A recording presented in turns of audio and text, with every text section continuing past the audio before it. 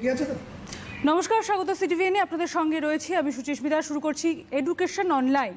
প্রত্যেক দিন এই সময় আমরা উপস্থিত হয়ে যাই একটি বিষয় নিয়ে। নিঃসন্দেহে বলা যায় যে শুধুমাত্র এই মুহূর্তে নয়, প্রত্যেক মুহূর্তের আমাদের জীবনে পড়াশোনাটা কত গুরুত্বপূর্ণ তা প্রত্যেকেই আমরা জানি। কিন্তু যেহেতু এখন এই মুহূর্তের ক্লাস এবং তার সঙ্গে সঙ্গে স্কুল বা টিউশন তেমনভাবে আমরা অ্যাটেন্ড করতে পারছি না, সেই কারণে আমাদের পড়াশোনার কিন্তু একটা খামতি রয়ে যাচ্ছে। কিন্তু না, এই খামতি কোনোভাবেই আমরা রাখতে দেবো না, কারণ পড়াশোনায় খামতি থাকলে ভবিষ্যৎ জীবনে গিয়ে সেটা আরও রকম বড়সড় একটা সমস্যার সম্মুখীন হতে হয়। আর সেই কারণেই যাতে আপনাদের ভালো হয়, যাতে আপনাদের সন্তানের ভালো হয়, সেই কারণে এডুকেশন অনলাইন অনুষ্ঠানটি আমরা শুরু করেছি। এবং অন্য দিনের মতো আজও আমরা নিঃসন্দেহে পড়াশোনা শুরু করব। তবে আজ আমরা ক্লাস 8 এবং 9 এই দুটি ক্লাস নিয়ে পড়াশোনা করব। এই দুটি ক্লাসের কবিতা অর্থাৎ বাংলা নিয়ে আমরা পড়াশোনা করব এবং বাংলার মধ্যে কবিতা নিয়ে আজকে আমরা পড়াশোনা করব। আমরা আধ ঘন্টা করে যাব। প্রথমে ক্লাস 8-এর বাংলা কবিতা নিয়ে পড়াশোনা করব এবং তারপর ক্লাস 9-এর বাংলা কবিতা নিয়ে পড়াশোনা করব। এবং এই বিষয় অর্থাৎ আজকের এই যে পড়াশোনা যিনি আমাদের শেখাবেন বা এই বিষয়ে যে আজকে আমাদের বোঝাবেন, তিনি ইতিমধ্যে স্টুডিওতে উপস্থিত রয়েছেন আমাদের সঙ্গে। আজকে আমাদের সঙ্গে রয়েছেন স্যার তাপস কুমার হরি, কৃষ্ণপুর আদর্শ বিদ্যা মন্দির, দমদম পার্ক। স্যার, আপনাকে স্বাগত আজকের অনুষ্ঠানে। তোমাকেও শুভেচ্ছা। একেবারেই। আমি প্রথমে আপনার কাছে একটা প্রশ্ন একটু জানতে চাইবো, নিঃসন্দেহে তারপরে আমরা অবশ্যই পড়াশোনার বিষয়ে যাব। তো একটা প্রশ্ন একটু জানবো যে যেহেতু পড়াশোনাটা এখন পুরো টোটালি আমাদের বাড়িতে বসে করতে হচ্ছে, তেমনভাবে আমরা স্কুলে গিয়ে টিচারদের সহচর্যও পাচ্ছি না এবং তার সঙ্গে সঙ্গে যে টিউশনগুলি রয়েছে তাতেও সবসময় আমরা অ্যাটেন্ড করতে পারছি না, কারণ যেহেতু আমাদের একটা সোশ্যাল ডিস্টেন্সিং এগুলো মেনটেন করে চলতে হচ্ছে। তো সেদিকে থেকে অনলাইন এডুকেশন কতটা প্রভাব বিস্তার করবে বলে আপনার মনে হয়? এটা শুভ উদ্যোগ বলা যেতে পারে। Something is better then nothing. কিছু না হওয়ার চেয়ে তো অনেক ভালো। এই যে স্কুল থেকে বাচ্চারা বাড়ি বসে থাকছে, পড়াশোনাটা ঠিকমতো করতে পারছে না, এই যে বিভিন্ন চ্যানেলের মধ্যে যে যতটুকু আয়োজন করা হচ্ছে এবং পড়াশোনা চলছে, ওতে উপকারটা কিছু হচ্ছে, নিশ্চয়ই হচ্ছে। আচ্ছা, একেবারেই। আমরা বরঞ্চ পড়াশোনা তাহলে শুরু করি। ক্লাস একটু আগেও যেমনটা বলেছিলাম, আজকে বাংলা নিয়ে পড়াশোনা করব আমরা। বাংলার ক্লাস 8 এবং 9 এই দুটি ক্লাস নিয়ে আমরা আলোচনা করব, পড়াশোনা করব। আধ ঘন্টা করে যাব।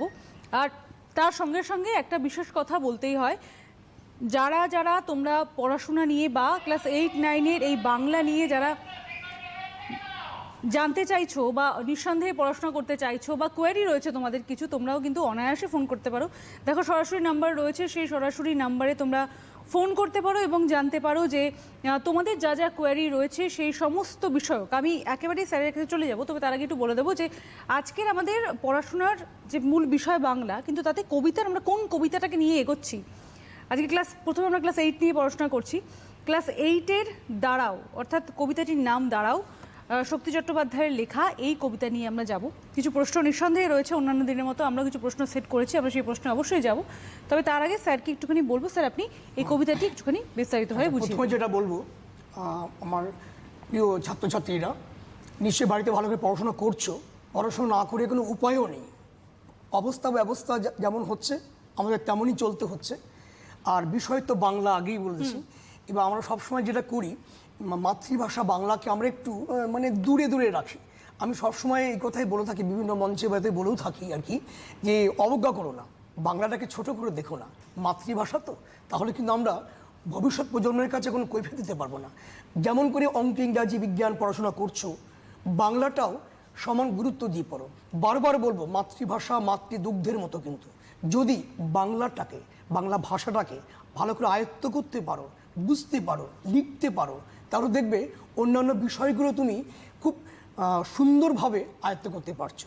ক্লাস 8 মানে সব বাচ্চারা, তা আমি তাদের একটা ছোট ছড়ার মধ্যে দিয়ে বলছি যে বাংলাটা আজকে আমাদের বাংলা বিষয়টাকে আমাদের বর্তমান পরিস্থিতিতে, যেন ইংরেজি মাধ্যমের যুগে বাংলাকে কেমন কোন ঠাসা করে ফেলা হচ্ছে, আমি একটা প্রতিবাদও করি। আমি অন্য ভাষার বিরুদ্ধে না, অবশ্যই শিখবে, যে বাংলাকে দূরে সরিয়ে দেয়। একটু ছড়া দিয়ে শুরু করি আর কি বিষয়টা। যে অ্যানুয়ালের রেজাল্ট হাতে বাড়ি ফিরল ছেলে, অ্যানুয়ালের রেজাল্ট হাতে বাড়ি ফিরল ছেলে, মা বললে কোন পেপারে কত নম্বর পেলে, ছেলে উত্তর দিচ্ছে। হিস্ট্রিতে বলছে যে ছেলে উত্তর, হিস্ট্রিতে ম্যাম 84, ম্যাথসে 90, মা বললেন fantastic, just like a hero. সায়েন্সে dad not so fair, only 69, ইংলিশে 92, অল টুগেদার ফাইন। জিওগ্রাফি পেপারে তো 100, ডুবিয়ে দিল বেঙ্গলিটাই, ভেরি পুয়ার গ্রেড। ছেলের মাথায় হাত রেখে মা ঠোঁট বেঁকিয়ে বলে, নেভার মাইন্ড, বেঙ্গলিটা না শিখলেও চলে। বাবা বললেন, বেশ বলেছ, বঙ্গমাতার কন্যে, বাংলা টাংলা আমার মতো অশিক্ষিতের জন্যে। বিদ্যাসাগর, রবীন্দ্রনাথ নেহাতি ছিলেন বোকা, না হলে কেউ শখ করে হয় বাংলা বইয়ের পোকা। মা বললেন, চুপ করো তো, ওর ফল্টটা কিসে? স্কুলে কেন বেঙ্গলিটা পড়ায় না ইংলিশে? ভাবো, এই হচ্ছে আমাদের বাংলার প্রতি ভালোবাসা। অবশ্যই সবার ক্ষেত্রে নয়, এটা কিছু কিছু পরিবারে আছে। তাই আমি বলি, বাংলাকে অবশ্যই তোমরা ছোট করে দেখো না, মন দিয়ে পড়ো, দেখবে বাংলাতেও আজকাল আমরা ভাবতে পারতাম না আগে, এখন কিন্তু বাংলাতে এখন যা সিলেবাসটা হয়েছে, মানে লেটার বা লেটার তো বটেই, 90% বাংলা পাওয়া যাচ্ছে ল্যাঙ্গুয়েজে। আজ আমরা সরাসরি পড়াতে চলে আসি। আজকে প্রথম বিষয় হচ্ছে দাঁড়াও কবিতা। তোমাদের যদি স্কুল চলতো তাহলে দেখতে কবিতাটা অলরেডি স্কুলে পড়ানো হয়ে যেত, হয়তো কোনো কোনো স্কুলে পড়ানো হয়ে গিয়ে থাকতে পারে। আর একবার ভালো করে তোমরা অভ্যাস করে নাও, মানে প্র্যাকটিস মেক্স পারফেক্ট। যত তোমরা অভ্যাস করবে তত দেখবে পড়াশোনাটা আরও ভালো তৈরি হচ্ছে। কবিতা পড়তে গেলে কবি সম্বন্ধে দু একটি কথা জানতে হবে। কবি শক্তি চট্টোপাধ্যায়, তোমরা ছোটো তো, ক্লাস 8-এ বড়, ওনার দু একটা কবিতা, তো ছড়া কবিতা পড়ে থাকলেও থাকতে পারো। উনি বিংশ শতাব্দীর অন্যতম একজন কবি, এবং বহু কবিতা, বহু কাব্যগ্রন্থ তার আছে এবং বিভিন্ন পুরস্কারে তিনি পুরস্কৃত। এই কবিতার আজকে আমি বিষয়টা রাখলাম এই কারণেই, দাঁড়াও, আমরা যে বর্তমান পরিস্থিতির মধ্যে আছি সেইখানে দাঁড়িয়ে এই কবিতাটা অত্যন্ত প্রাসঙ্গিক। প্রশ্ন তোমার জাগতে পারে যে আমরা কেন পড়বো, কবিতাটা কেন পড়ছি জানছি। এই কবিতাটা একটু মানে বোঝো, একটু ভিতরে প্রবেশ করো, এর অন্তর্নিহিত অর্থগুলো একটু ভাবো, দেখবে আমরা বর্তমানে এই আজকে যে জুন মাস প্রায় শেষ হতে চললো, এবং এই যে 2020 সালে বাস করছি, নানা প্রতিকূলতার মধ্যে দিয়ে আছি আমরা। নিশ্চয়ই বুঝতে পারছো কী বলতে চাইছি। এর মধ্যে দাঁড়িয়েও এক শ্রেণী মানুষ কাঁদছে, অসহায়, তাদের সহায় সম্বলহীন অবস্থা, তাদের অবস্থা। সেখানে দাঁড়িয়ে মানুষ হিসাবে মানবিক মূল্যবোধ কিভাবে জাগ্রত করা যায়, কবি যেন তারই বার্তা বহুদিন আগেই কবিতার মধ্য দিয়ে দিয়েছেন। আর এই জন্যই তো কবিতা আমরা পড়ব, আমাদের অন্তরাত্মাকে জাগিয়ে তোলার জন্যে, আমাদের বোধ শক্তিকে আরও বেশি করে নাড়িয়ে দেওয়ার জন্যে এই কবিতাগুলো পড়তে হবে। আমি কবিতার আগে পড়ি একটু, তাহলে মানে, হ্যাঁ অবশ্যই। কবিতার নাম দাঁড়াও, শক্তি চট্টোপাধ্যায়। মানুষ বড় কাঁদছে, তুমি মানুষ হয়ে পাশে দাঁড়াও। মানুষই ফাঁদ পাতছে, তুমি পাখির মতো পাশে দাঁড়াও। মানুষ বড় একলা, তুমি তাহার পাশে এসে দাঁড়াও। তোমাকে সেই সকাল থেকে তোমার মতো মনে পড়ছে, সন্ধে হলে মনে পড়ছে, রাতের বেলায় মনে পড়ছে। মানুষ বড় একলা, তুমি তাহার পাশে এসে দাঁড়াও। এসে দাঁড়াও, ভেসে দাঁড়াও এবং ভালোবেসে দাঁড়াও। মানুষ বড় কাঁদছে, তুমি মানুষ হয়ে পাশে দাঁড়াও। মানুষ বড় একলা, তুমি তাহার পাশে এসে দাঁড়াও। দেখো, এই কবিতাটার ব্যঞ্জনা কত সুন্দর করে কবি আমাদেরকে এই কথাটাই বারবার বুঝিয়ে দিচ্ছেন, মনে করিয়ে দিচ্ছেন। চিরদিনই ছিল আমাদের যে উচ্চ নিচ ভেদাভেদ, বিত্তবান দরিদ্র যেমন আছে, তেমনি সাম্রাজ্যবাদী কিছু মানুষ, ক্ষমতালোভী মানুষ, যারা এক মানুষগুলো অন্য মানুষগুলোকে বা আরও কিছু মানুষকে সবসময় অবহেলা করে, পদদলিত করে, লাঞ্ছনা গঞ্জনা করে। এই অবহেলিত, লাঞ্ছিত, বঞ্চিত, শোষিত, নির্যাতিত, নিপীড়িত এই যে মানুষগুলো আছে, এদের পাশে দাঁড়াবার কথা কবি বারবার বলছেন। কতগুলো লাইন ভালো করে মার্ক করতে হবে, ভালো করে বুঝতে হবে।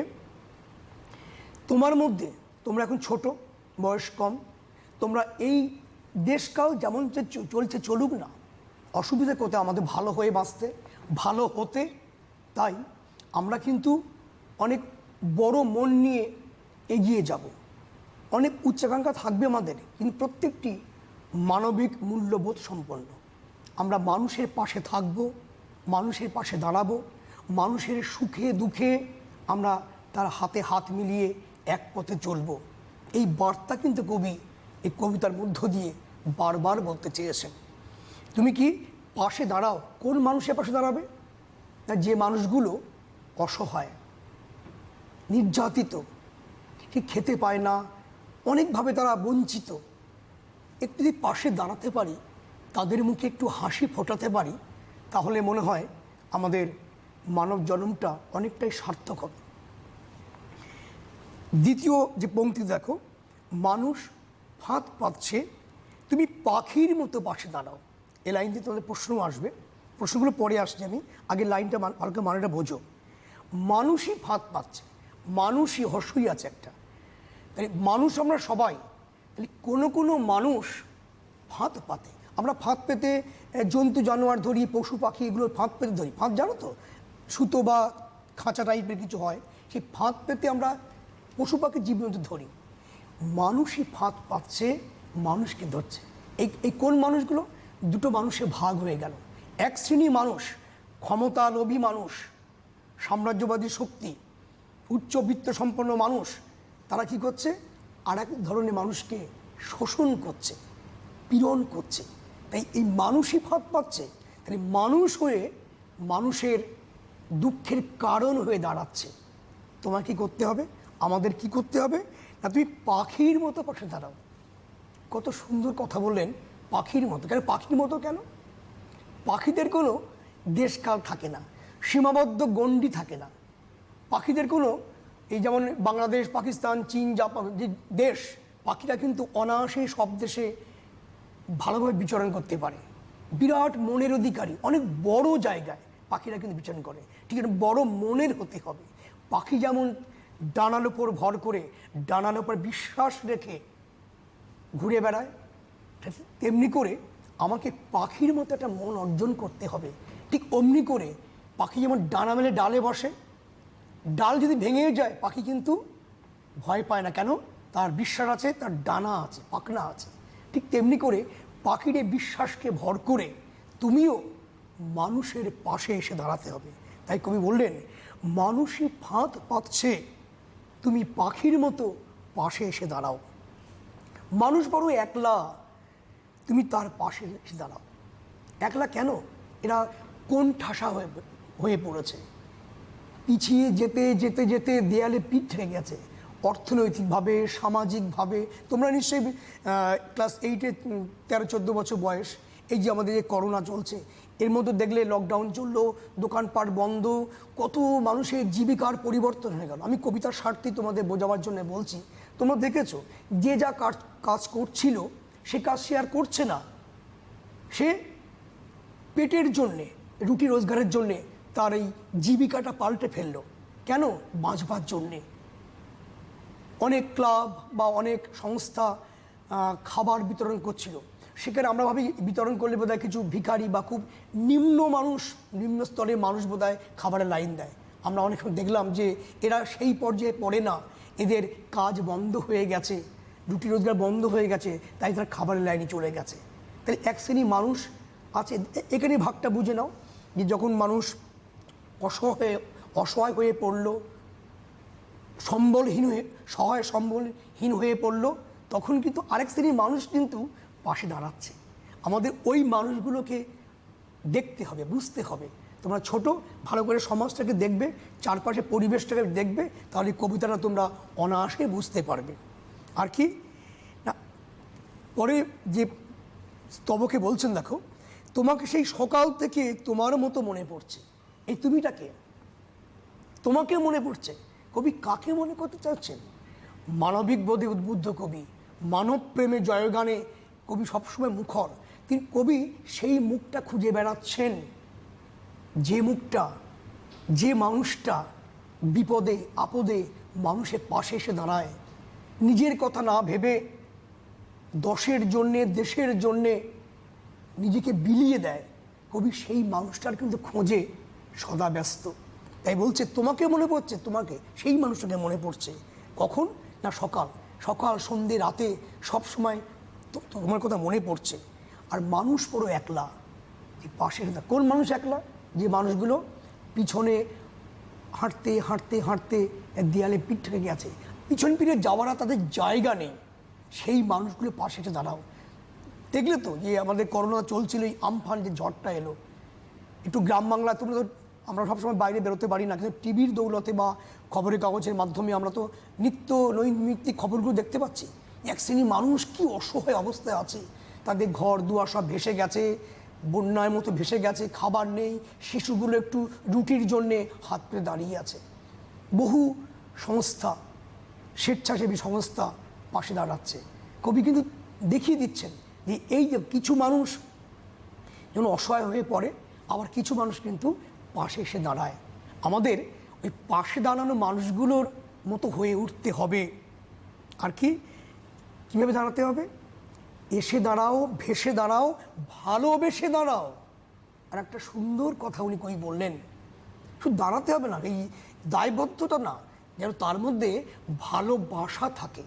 তুমি ভালোবেসে অন্তর থেকে পবিত্র মনে তুমি এই কাজটা করবে। শুধু করছো বলে অহং বোধ নয়, যে আমি অনেকে আছে দেখবে যে আমি এত কিছু করলাম, কিছু দিয়ে ছবি তুললো সবাইকে নাম যশ কুড়োবার জন্য, না, এখন দরকার নেই। তুমি প্রকৃতভাবে মনের থেকে অন্তর থেকে তুমি মানুষের পাশে দাঁড়াতে পারছো কি না, তাদের সেবা করতে পারছো না। ঠাকুর রামকৃষ্ণ বলেছিলেন, তুমি ডান হাত দিয়ে দান করো যে বাঁ হাত জানতে না পারে। নীরবে নিঃশব্দে ভালো কাজ করে যাও, ঠিক তার ফল পাওয়া যায়। গন্ধযুক্ত ফুল যেখানেই ফুটুক না কেন, সে সুগন্ধ বিতরণ করবেই করবে। যদি আমরা ভালো কাজ করতে পারি, ভালো কাজ করি, কাউকে ঢাক পিটিয়ে বলার দরকার হবে না, একদিন না একদিন সেটা প্রকাশিত হবেই হবে। তাই কবি বলছেন যে তুই দাঁড়াবে কি করে? এসে দাঁড়াও, ভেসে দাঁড়াও, আর ভালোবেসে দাঁড়াও। অন্তরে অন্তঃস্থল থেকে যে মানুষগুলো কাঁদছে, এটা তাদের কান্না তোমার অন্তরাত্মাকেও কাঁদাতে পারে। যদি কাঁদতে পারে, কাঁদিয়ে দেয়, তাহলে তোমার মনে কিন্তু এই ভাব জেগে উঠবে যে ওদের পাশে আমাকে দাঁড়াতে হবে। তাই কবি বললেন, এসে দাঁড়াও, ভেসে দাঁড়াও, ভালোবেসে দাঁড়াও। মানুষ বড় কাঁদছে, তুমি মানুষ হয়ে পাশে দাঁড়াও। মানুষ বড় কাঁদছে, তুমি মানুষ হয়ে পাশে দাঁড়াও। দেখো, দুবার মানুষ বললেন। মানুষ কি ভাঙলে কি বেরোয়? মান আর হুঁশ। যদি এ দুটো সংমিশ্রণ ঘটে তবে হবে মানুষ। মান আর হুঁশ যদি না থাকে, তাহলে কিন্তু সে মানুষ দেখতেই মানুষ হবে, মানুষের মতো মানুষ হতে পারবে না। তাই বলছেন যে মানুষ বড় কাঁদছে, তুমি মানুষ হয়ে পাশে দাঁড়াও। শুধু ফিগার না, এটা একটা অবয়ব না, মানুষের মতো কাজ করো, যে অসহায় মানুষের পাশে দাঁড়াও। আর মানুষ বড় একলা, তুমি তাহার পাশে এসে দাঁড়াও। তুমি একই কথা, এই যে 9টি পংক্তি, 9টি লাইন আছে, একই কথা কিন্তু উনি বারবার বলছেন। আমরা বলি না, যে কাজটা ভালো করে করতে হবে, যে কাজটা বেশি করে করতে হবে, জোর দিতে হবে, তখন আমরা সে কথাটাকে জোর দিয়ে বলি, একাধিকবার বলি। তাই কবিতাটার মধ্যে কবি একই কথা 2-3 বার করে বলছেন। এই মানুষ বড় একলা দুবার বলছেন, আর 7 বার বলছেন, মানুষ কথার ব্যবহার করেছেন। মানুষ মানুষ মানুষ মানুষ কি? সৃষ্টির অন্যতম সৃষ্টি হচ্ছে মানুষ, সৃষ্টিকর্তার, আর আসল সম্পদ মানুষ। দেশকাল সব কিছু মানুষকে নিয়েই। অর্থাৎ কিছু মানুষ কাঁদবে, অসহায় হয়ে কাঁদবে, সহায় সম্বল হয়ে থাকবে। আর কিছু মানুষ আমরা যদি চোখ বন্ধ করে দেখি, তাহলে আমরা মানুষ কিসের? এই পাশে দাঁড়াতে না পারি, তাহলে বোধহয় আমরা সেই মানুষ হয়ে উঠতে পারবো না। আমি কবিতাটা মোটামুটি বিষয়টা বললাম। যারা শুনছো ক্লাস 8-এর ছাত্রছাত্রীরা, তোমরা কবিতাটা মানে প্রশ্ন থাকলে প্রশ্ন অবশ্যই করবে। এখানে এমন কোনো শব্দ নেই যে অবোঝার মতো বা কঠিন শব্দ নেই।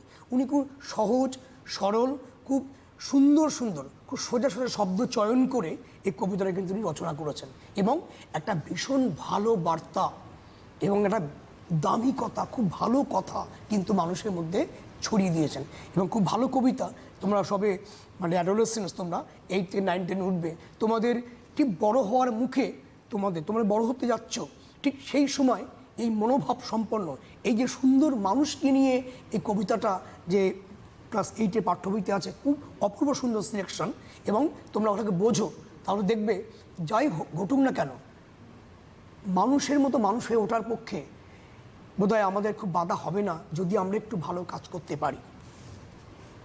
আমরা কবিতাটা মোটামুটি বললাম, বিষয়টা বলে দিলাম, এবারে প্রশ্ন আসতেই পারে। চলে যাবো। হ্যাঁ, এবার আমরা প্রশ্ন ধরে ধরে আলোচনা করি। ওকে, তাহলে আমি প্রথম প্রশ্নে চলে যাই। আমরা কিছু সেট করেছি, যেমনভাবেই করা হয় বললাম তোমাদের, সেভাবেই প্রশ্ন সেট করেছি, সেভাবেই এগোচ্ছি। তোমাদের কিছু প্রশ্ন থাকলে তোমরা করতে পারো। প্রথম প্রশ্ন আমাদের রয়েছে, তুমি পাগল হয়ে পাশে দাঁড়াও, এ কথা বলার কারণ কি? তুমি মানুষ হয়ে মাফ করবেন, হ্যাঁ, তুমি মানুষ হয়ে পাশে দাঁড়াও, মানুষ হয়ে পাশে দাঁড়াও। একটু আগে তো আমরা যদি আমার কথা মানে কবিতা যে মর্মার্থটা বললাম, সারমর্মটা বললাম, যদি একটু মন দিয়ে শুনে থাকো উত্তর বুদ্ধি পেয়ে যাবে। তুমি মানুষ হয়ে পাশে দাঁড়াও। কোন মানুষ?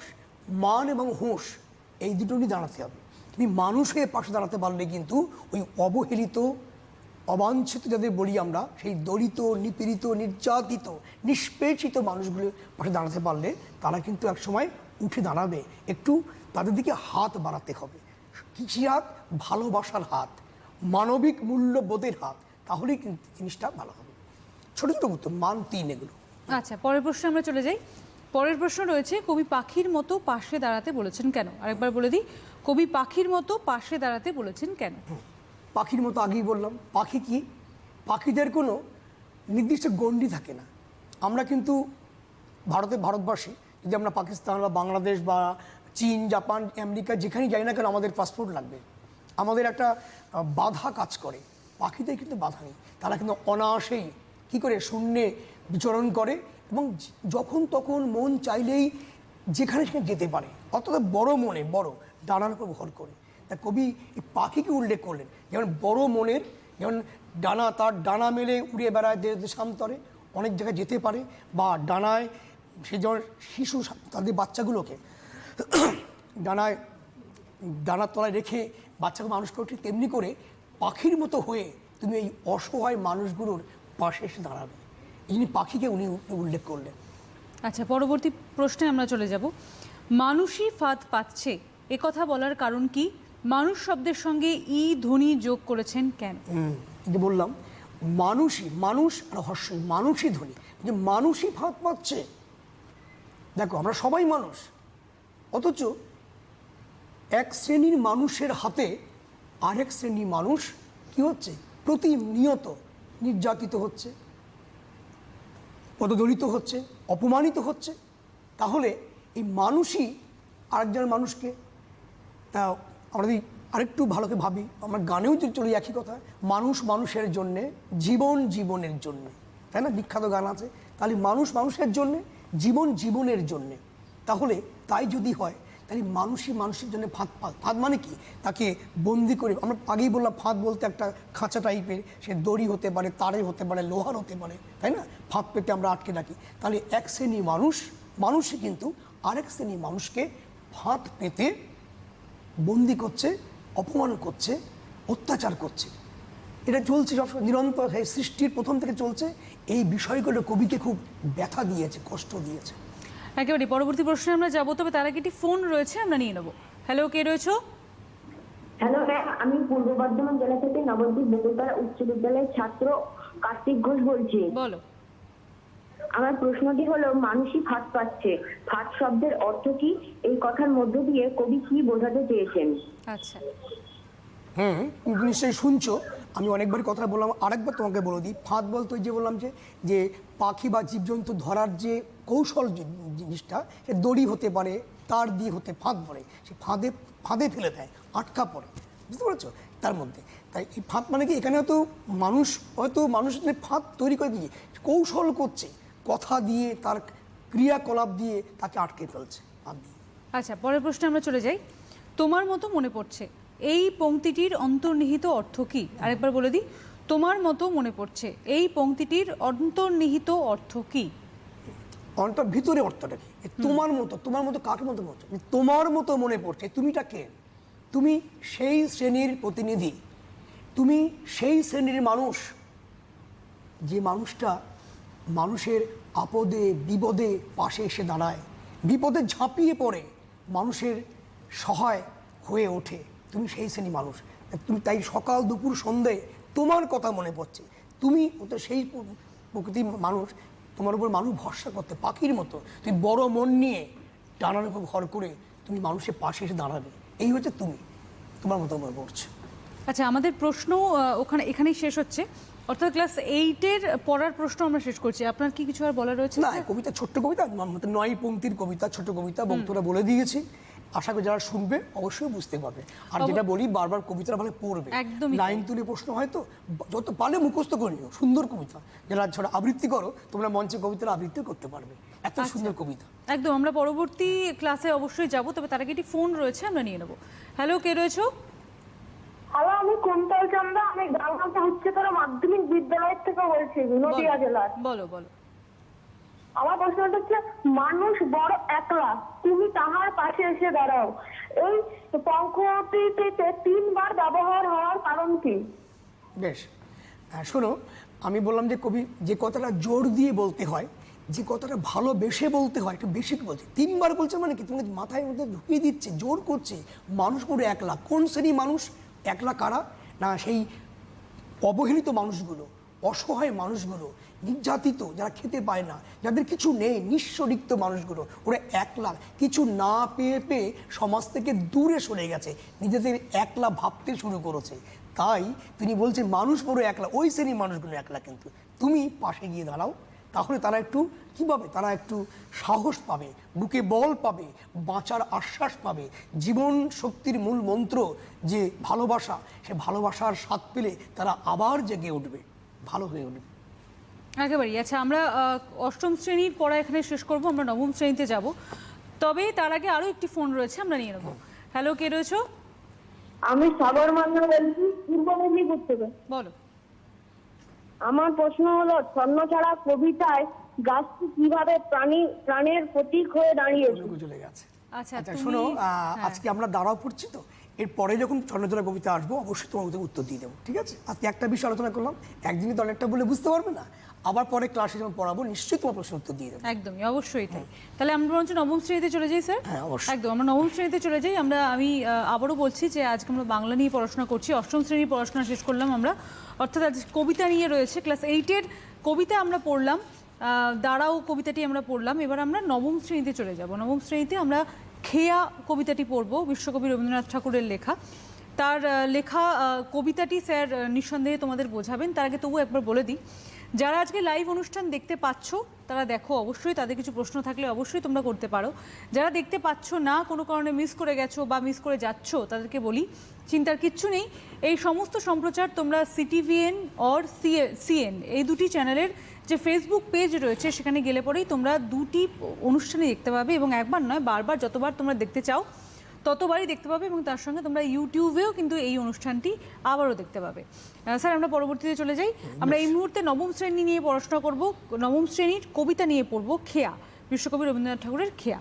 স্যার, বেশ, আমরা প্রবেশ করলাম 9ম শ্রেণীর কবিতার মধ্যে, খেয়া কবিতা। এটাও স্কুলে যদি চলতো, পড়া অলরেডি সেকেন্ড যে ইউনিটটা হয় তাদের পরীক্ষা হয়ে যেত, হয়তো অনেকে পড়া হয়ে গিয়েছে হয়তো, যাক আরেকবার রিভাইজ করে নাও, দেখবে যত পড়বে তত। আমি প্রথমে যেটা বলবো, কবিতাটা ভালো করে মানে পড়বে, বারবার পড়বে, প্রত্যেক লাইনে মানে বুঝবে, শব্দের মানে বুঝবে। আমার মানে 9-এ একটু মাধ্যমিকের স্ট্যান্ডার্ড কোশ্চেন হয়, MCQ, অর্থাৎ ওই বিকল্পিক প্রশ্ন থাকবে, অল্টারনেট 4টে থাকবে। 1 নম্বরে কোশ্চেন থাকে, মানে MCQ, SAQ, এবং 3 নম্বরে এবং 5 নম্বরে এই ধরনের কোশ্চেন থাকে। তাহলে আমি যেটা বলবো, যে কবিতাটার মূল অর্থটা, বিষয়বস্তুটা ভালো করে বোঝো, প্রত্যেকটি শব্দের অর্থ বোঝো, তাহলে দেখবে যে কোনো প্রশ্নের উত্তর, ছোট হোক বড় হোক, তুমি অনায়াসেই কিন্তু তুমি উত্তর দিতে পারবে। এই জন্যে প্রথম যে দরকার, যে কোনো বিষয়েরই আগে ভালো করে কবিতাটা পড়া, বা গদ্য হলে একই কথা, ভালো করে সুন্দর করে পড়তে পারা, পড়ে তার ভিতরে অর্থটা ভালো করে বোঝা, তাহলে দেখবে কবিতা তুমি অনায়াসেই বলতে পারছো বা লিখতে পারছো। রবীন্দ্রনাথ সম্পর্কে তো নতুন করে আর আমি কবিতা যাচ্ছি না, আমাদের সেই শিক্ষার প্রথম ধাপ থেকে, এই ছোটো খোকা বলে অ, সেখানে সে কথা কওয়া, সেইখান থেকে সহজ পাঠ থেকে রবীন্দ্রনাথের সঙ্গে আমাদের পরিচয়। অর্থাৎ আমি আর তার সম্পর্কে যাচ্ছি না, আমরা চলে যাই আমাদের কবিতায় সরাসরি চলে যাচ্ছি। খেয়া কবিতা। খেয়া মানেটা কি? খেয়া পারাপার। আমরা যারা এই যুগের ছেলেমেয়েরা আমরা খেয়া নৌকাটা খুব কম দেখি। এখন যান্ত্রিক যুগে দেখবে লঞ্চ, স্টিমার, জাহাজ তো আছে, নৌকাতেও একটা মেশিন লাগানো হয় এবং সে দ্রুত গঙ্গা বা কোন নদীগুলো পার হয়ে যায়। কিন্তু আগে বেশ 20 বছর আগেও আমরা দেখেছি হাল বেয়ে নৌকাটা দাঁড় এবং হাল বেয়ে এক পার থেকে আর এক পারে যেতে হতো। খেয়া নৌকা বলে, খেয়া পারাপার আছে এখনও গ্রামাঞ্চলে এখনও আছে। তো সেখানে ওই মেশিনটা লাগানো থাকে, খুব দ্রুত, যেটা পার করতে হতো 1 ঘন্টা বা 30 মিনিট টাইম লেগে যেত, এখন 10 মিনিটে চলে যাচ্ছে। গতির যুগ, বিজ্ঞানের যুগ, এটা হতেই পারে। যাই হোক, মানে খেয়া, এই কবিতাটার ভিতরে একটা অর্থ আছে, পড়ে যাচ্ছে। খেয়ায় কি বলছেন?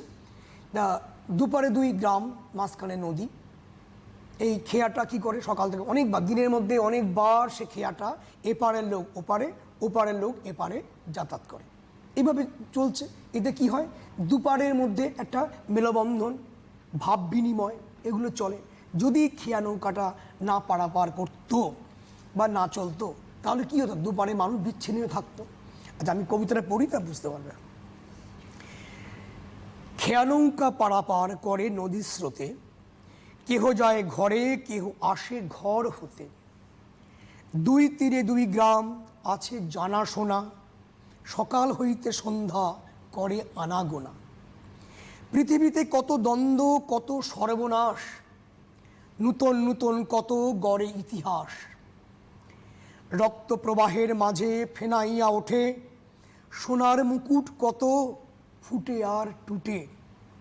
সভ্যতার নব নব কত তৃষ্ণা ক্ষুধা, ওঠে কত হলাহল, ওঠে কত সুধা। শুধু হেতা 2 তীরে কে বা জানে নাম, দোহা পানে চেয়ে আছে 2খানি গ্রাম। এই খেয়া চিরদিন চলে নদীর স্রোতে, কেহ যায় ঘরে, কেহ আসে ঘর হতে। কতগুলো শব্দ এখানে চয়ন কর, অত্যন্ত ভালো ভাবনা, অত্যন্ত প্রাসঙ্গিক ভাবনা। দেখো কতদিন এই কবিতা, চৈতালি কাব্যগ্রন্থ থেকে নেওয়া।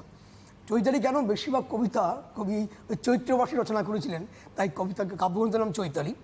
সেই কাব্যগ্রন্থ অন্তর্গত খেয়া কবিতাটা দেখো বলছে যে নৌকাটা চলছে, কেউ ঘর থেকে আসছে যাওয়ার জন্যে, বা কেউ কাছ থেকে সে ঘরে ফিরে যাচ্ছে, স্বাভাবিক মানে এটা। আর এই নৌকাটা চলে বলেই কিন্তু 2 পাড়ে 2 গ্রামের লোকের সঙ্গে একটা জানাশোনা, বোঝাপড়া, ভাব বিনিময় চলে। আর কি? সকাল থেকে সন্ধে। এটা ভালো প্রশ্ন। তখন তো আর বিদ্যুতের কোনো ব্যাপার ছিল না, কারণ অন্ধকার হয়ে গেলে নৌকা চলাচলে অসুবিধা হতে পারে। সকালবেলা, এখনও সকালবেলা শুরু হলো, সন্ধ্যা পর্যন্ত চললো। এখন আমাদের সারা রাত চলতে পারে।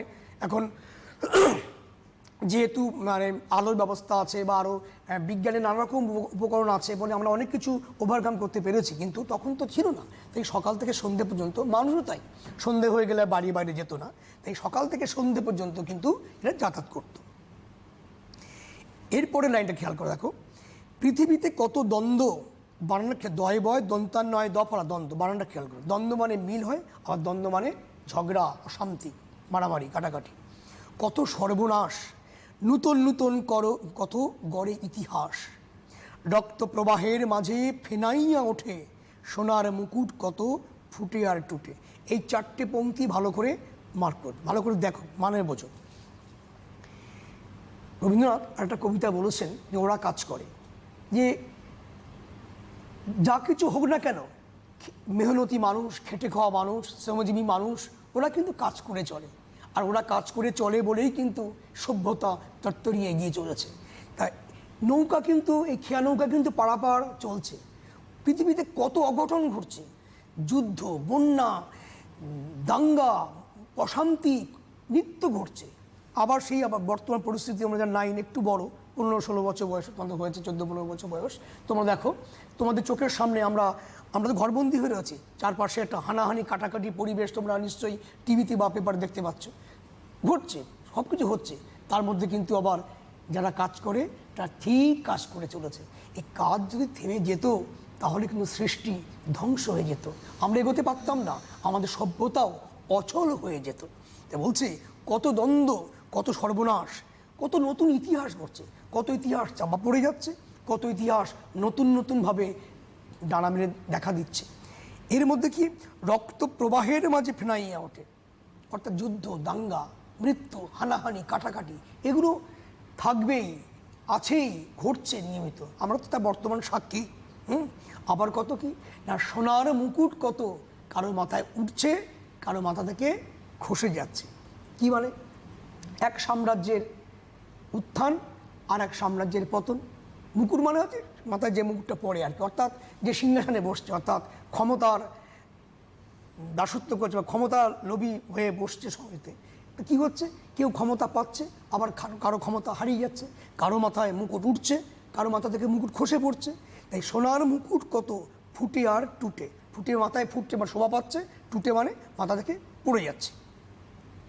সভ্যতার নব নব কত তৃষ্ণা ক্ষুধা, ওঠে কত হলাহল, ওঠে কত সুধা।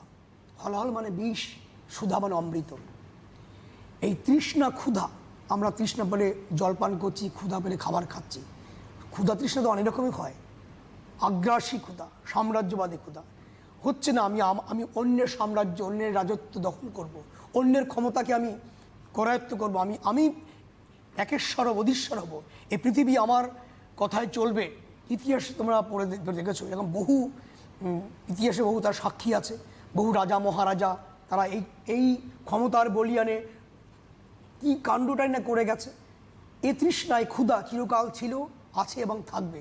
তার তো ফল আমরা বর্তমান একদম মানে ভীষণভাবে সমসাময়িক দেখতে পাচ্ছি এ কী হচ্ছে।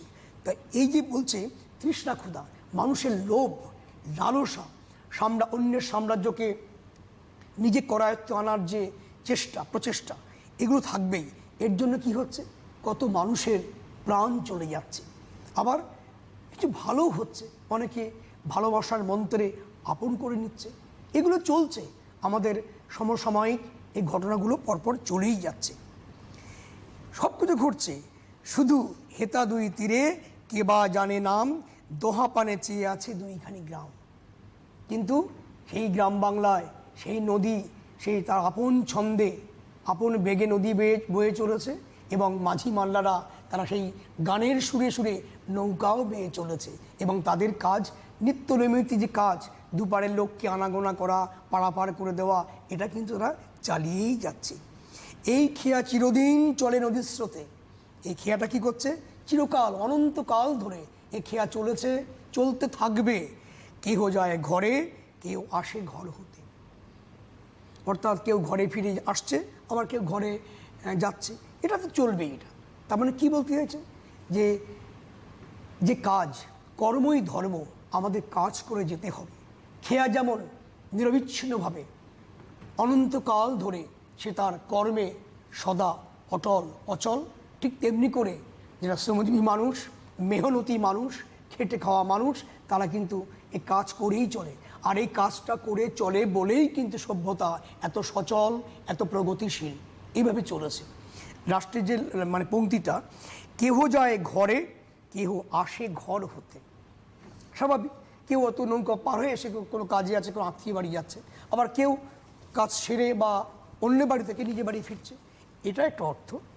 এই যে পংক্তিটার, এটা কিন্তু একটা ইনার মিনিং, অর্থাৎ অন্তর্নিহিত অর্থ আছে, এটা আধ্যাত্মিক ব্যাখ্যা আছে, আলাদা ব্যঞ্জনা আছে। এখানে খুব সুন্দর একটা প্রশ্ন আসে, যারা একটু ভালো ছেলেমেয়েরা শুনবে, পরীক্ষা উত্তর লিখেও আসবে। আমাদের তখন প্রশ্নের মান খুব ছোটো ছোটো হয়ে গেছে, তার মধ্যে দু চার লাইনে বলবে কোনটা না, জন্ম মৃত্যু, তাই না? এটাও তো নিত্য খেলা, তাই না? কেউ জন্মাচ্ছে আবার মারাও যাচ্ছে। যেন আমাদের ওপার থেকে আমরা উঠে চলছেন, এরা বৃত্তাকারে চক্রাকারে চলছে জন্ম মৃত্যুর সঙ্গে। ঠিক যেমন খেয়া পারাবার করছে, ঘরে আসছে, ঘরে ফিরছে, ঠিক তেমনি করে জন্ম বা মৃত্যু, ঘর থেকে আসছে আবার ঘরে ফিরে যাচ্ছে। এই মানুষ জন্মাচ্ছে, ছোট্ট শিশু, সে বড় হলো, সে তার নিত্যনৈতিক কাজ সেরে পৃথিবীতে নির্দিষ্ট সময় থাকলো, আবার তার মৃত্যু ঘটলো, আবার সে চলে গেল, আবার শিশু জন্মালো। কি সুন্দরভাবে একটা রবীন্দ্রনাথ মিলিয়ে দিলেন যে এই যে খেয়া পারাপার, খেয়া কথার মধ্য দিয়ে তিনি জীবনের একটা মূল সত্য, মূল মন্ত্র কিন্তু তিনি এই খেয়া কবিতার মধ্য দিয়ে খুব সুন্দরভাবে ব্যঞ্জনাটা ফুটিয়ে তুললেন। কেউ ঘর থেকে আসছে, কেউ আবার ঘরে ফিরে যাচ্ছে। বুঝতে পারলেন? এই যে কবিতার মধ্যে তাহলে কি বললাম বিষয়টা? না, পৃথিবীতে হানাহানি, দাপাদাপি, কাটাকাটি, মারামারি থাকবেই। কত হলাহল, বিষ, কত সুধা অমৃত, এগুলো ভালো অর্থাৎ ভালো মন্দ এগুলো থাকবেই। এগুলো জীবনের ধর্ম, এগুলো জীবনের সঙ্গে ভীষণভাবে জড়িয়ে আছে। কিন্তু যে কাজটা করার বা হবার সেটা কিন্তু হয়েই চলেছে। যেমন খেয়া নৌকা তার কাজটা করেই চলেছে, থাকবে এগুলো।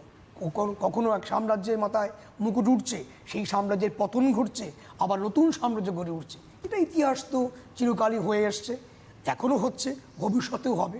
এর মধ্য থেকে কিন্তু আমাদের কাজ করে যেতে হবে, ঠিক খেয়া নৌকার মতো। এর কবিতার বিষয়বস্তু বললাম, প্রশ্ন থাকলে আমাকে প্রশ্ন করো। এখানেও খুব একটা যে খুব কঠিন শব্দ আছে তা নয়, খুব সোজা। আবার বলি, এই জন্যই কবিতা পড়বো। কী শিখবো কবিতা থেকে?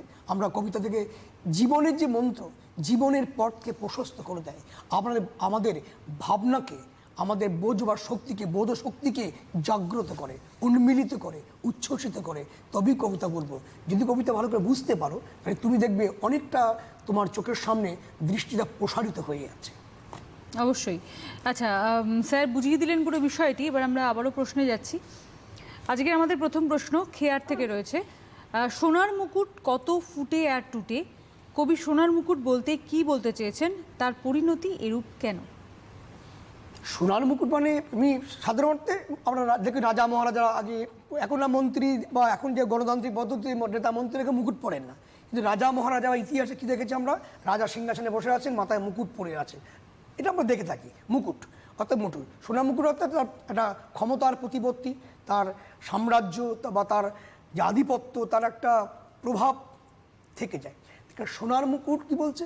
কারো মাথায় উঠছে, অর্থাৎ ক্ষমতাটা কারো কেউ পাচ্ছে, আবার কারো টুটে যাচ্ছে, মানে কি যার ক্ষমতা চলে গেল, মুকুটটা হারিয়ে গেল, হাত থেকে চলে গেল, আবার কেউ সেই মুকুট নিয়ে মাথায় পড়লো। অর্থাৎ এক সাম্রাজ্যের পতন আর এক সাম্রাজ্যের আর একটা শক্তির উত্থান, এক শক্তির উত্থান আর এক শক্তির পতন। তাই এই সোনার মুকুট উঠছে আর পড়ছে। তার পরিণতি এরূপ কেন? পরিণতি তো হবেই, তো পরিণতি কি চিরকাল হয়ে আসছে, মানে চিরকাল কোনো এক জিনিস থাকে না। আমরা কি বলেছি? বাবার হইল আবার জ্বর সারিল ঔষধে। সেই একবার বাবর থেকে একদম সেই ঔরঙ্গজেব পর্যন্ত পরপর ক্ষমতা হস্তান্তর হয়ে গেছে। তারপরে ইতিহাস তো কত রক্তাক্ত ইতিহাস। ব্রিটিশ সাম্রাজ্য ছিল, আবার আমরা যদি বর্তমান দেখি কেন্দ্রে আজ এই সরকার, কাল এই সরকার, ক্ষমতা হস্তান্তর ঘটবেই। এটা সৃষ্টির নিয়ম, প্রকৃতির নিয়ম। কেউ চিরকাল একেশ্বর অধীশ্বরে থাকতে পারে না, হয় না। আর একটা শক্তি সে ক্ষমতা ছিনিয়ে নেয়, এটা নিয়ম। আচ্ছা, পরবর্তী প্রশ্নে আমরা চোখ রাখছি। পরবর্তী প্রশ্ন রয়েছে, এই খেয়া চিরদিন চলে নদীর স্রোত, কোন খেয়ার কথা কবি বলেছেন? পংক্তিটির তাৎপর্য বুঝিয়ে বলো। ভালো করে লাইনটা খেয়াল করো। এই খেয়া চিরদিন চলে নদীর স্রোতে। এই যে নদীর স্রোত, নদী থাকেই, প্রকৃতির অমূল্য সম্পদ নদী, গঙ্গা বা জলের বিষয়গুলো আছে, তা সেখানে চিরকাল চলছে, অর্থাৎ নিত্য বা ইউনিভার্সাল ব্যাপার। এটা আজব নয়। সেই যবে থেকে সভ্যতার সৃষ্টি, প্রথম তো নদী সভ্যতা গড়ে উঠেছিল আমাদের, পরে তো আমাদের স্থলভূমিতে সব সভ্যতা গড়ে ওঠে। তাহলে এই সভ্যতায়, এই নদী সভ্যতা চিরকাল ধরে হয়ে আসছে, এ ভবিষ্যতেও হবে, এ বন্ধ নেই। এবং এই খেয়া পারাপার এটা চলবেই, নিত্য চলবে। এবং এগুলো চলছে বলেই, এই খেয়া পারাপার হয় বলেই মানুষের ভাব বিনিময়, আদান প্রদান, জিনিসপত্রের লেনদেন সবই চলে। এইগুলো যদি বন্ধ হয়ে যায়, সভ্যতা অচল হয়ে যাবে, সৃষ্টি ধ্বংস হয়ে যাবে। তাই এটা চিরকাল, অনন্তকাল ধরে, মানে আবহমান কাল ধরে এটা চলতে থাকবে। আচ্ছা, তাহলে পরবর্তী প্রশ্নে আমরা চলে যাব। হ্যাঁ, আচ্ছা,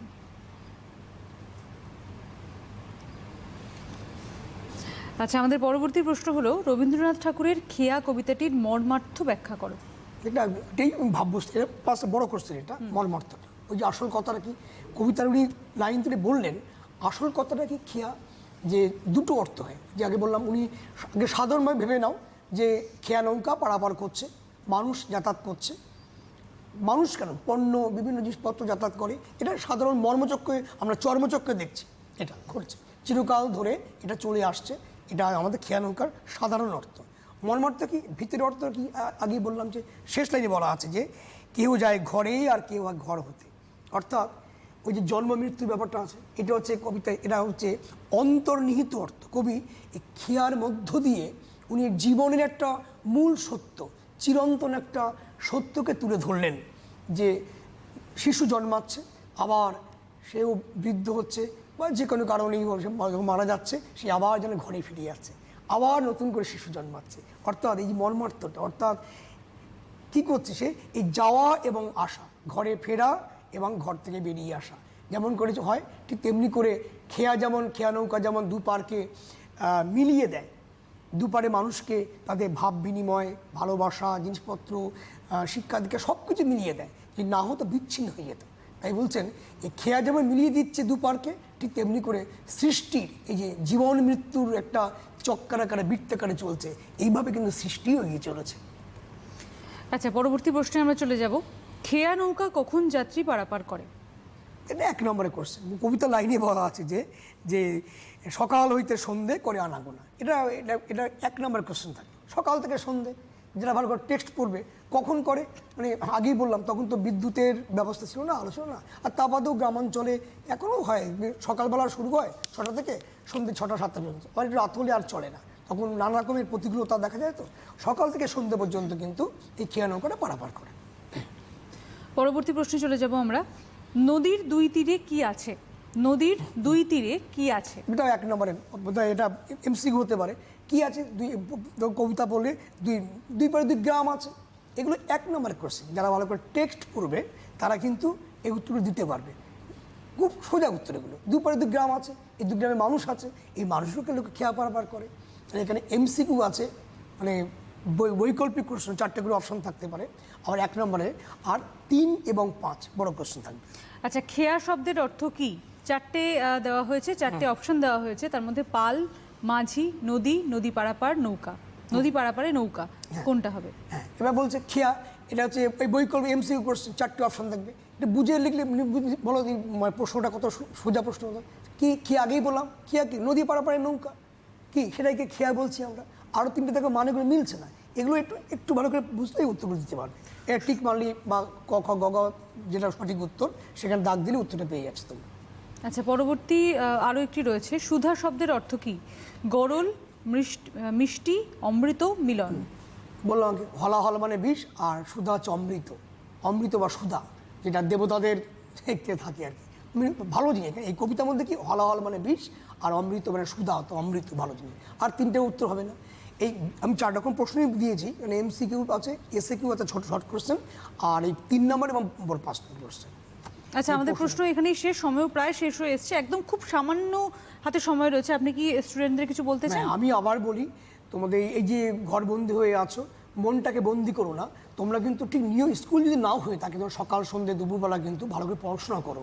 সময় যে খেয়া নৌকার মতোই কথা আর কি, সময় বইয়া যায় নদীর স্রোতের মতো, অর্থাৎ সময় কিন্তু চলে যাবে, দেখতে দেখতে হয়তো পরীক্ষা আসবে, নতুন ক্লাসে পরের বছর মাধ্যমিক পরীক্ষা দেবে, অর্থাৎ time and tide wait for none, সময় এবং নদীর স্রোত কারোর জন্য অপেক্ষা করে না। এই জীবনে দুঃসময় আসবে, অসময়, আমরা প্রত্যেকেই তার শিকার, প্রত্যেকে, ছোট বড় তোমরা সবাই, আমরা বুঝতে পারছি, কিন্তু কিছু করার নেই আমাদের। আমরা বন্ধু থাকলেও কিন্তু তোমরা কখনো বই থেকে বিচ্যুতি হয়ে যেও না, তোমরা ঠিক নিয়মে মেপে পড়াশোনা করো, এটা আমার ভীষণভাবে বলার কথা।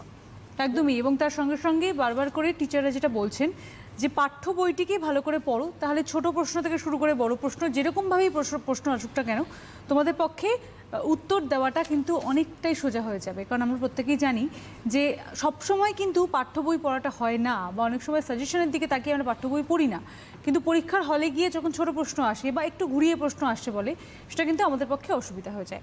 আর সেই কারণে পাঠ্য বইটিকে ভালো করে পড়ো, তাহলে যে কোনো রকম প্রশ্ন তোমরা খুব সহজে উত্তর দিতে পারবে।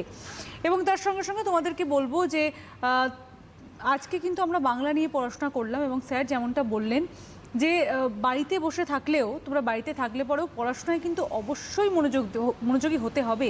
কারণ স্কুল খুললে পরে বা পড়াশোনা যখন আবার জোর তোরে শুরু হবে, তখন কিন্তু স্কুল খোলা মানেই পরীক্ষা।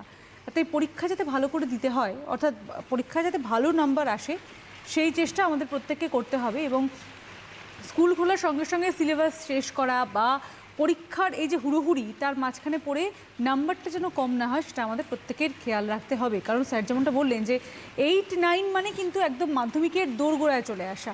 আর সেই কারণে মাধ্যমিক পরীক্ষা যাতে ভালো, মাধ্যমিক পরীক্ষা তো আমরা প্রত্যেকেই জানি যে স্যার নিঃসন্দেহে বলা যায় মাধ্যমিক পরীক্ষা মানে আমাদের জন্য সবথেকে বড় পরীক্ষা, একদম জীবনের প্রথম পরীক্ষা, সবচেয়ে বড় পরীক্ষা। একদমই বাবার জীবনে ছিল। একদমই সেই পরীক্ষাও ভালো করে বোর্ডের দিতে হবে পরীক্ষা এবং হতো। তার সঙ্গে সঙ্গে সমস্ত পরীক্ষায় ভালো করে দিতে হবে। আজকে আমাদের সময় এখানেই শেষ। স্যার, আপনাকে অনেক ধন্যবাদ। তোমাদেরও অনেক ধন্যবাদ আমাদের সঙ্গে থাকবার জন্য। তোমাদের সঙ্গে আবার দেখা হবে পরবর্তী পর্যায়ে। ততক্ষণ ভালো থেকো, সুস্থ থেকো এবং অবশ্যই মন দিয়ে পড়াশোনা করো।